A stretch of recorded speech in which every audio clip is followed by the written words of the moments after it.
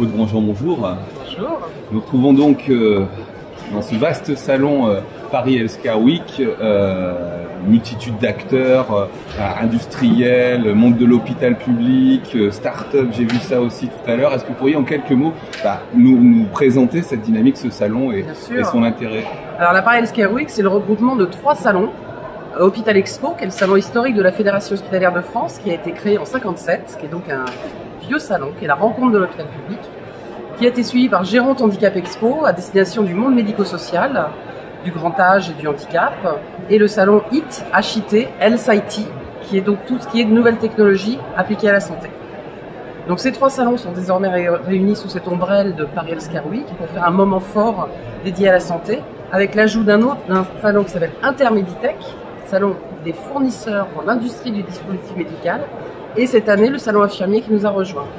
C'est donc en tout plus de 700 exposants et certainement près de 30 000 visiteurs qui seront attendus pendant 3 jours.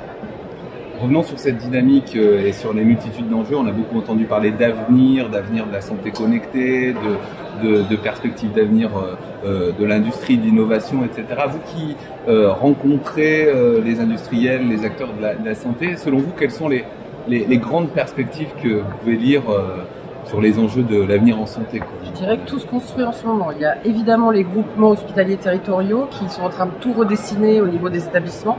Donc il y a du décloisonnement énormément entre les établissements publics, privés, le médico-social et le sanitaire.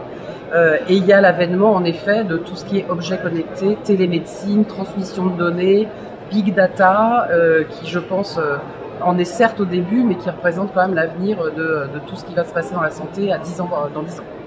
Dernière question donc, à tous ceux qui n'auraient pas eu l'occasion de découvrir ce salon, quel intérêt pour un professionnel de santé, quelle que soit sa discipline ou sa responsabilité au sein de la santé, d'assister à un tel salon? Écoutez, pendant 3 jours, il y a près de 140 temps de parole qui sont principalement des retours d'expérience de solutions mises en place dans les établissements de santé français. C'est riche en enseignements, ce sont des temps de parole en libre accès gratuit. C'est un moment fort politiquement parce qu'il y a énormément d'échanges au niveau de la santé en France. C'est également l'occasion de découvrir la plupart des innovations qui vont faire l'hôpital de demain au travers des 700 stands qu'il y a sur le salon. Merci à vous. Merci.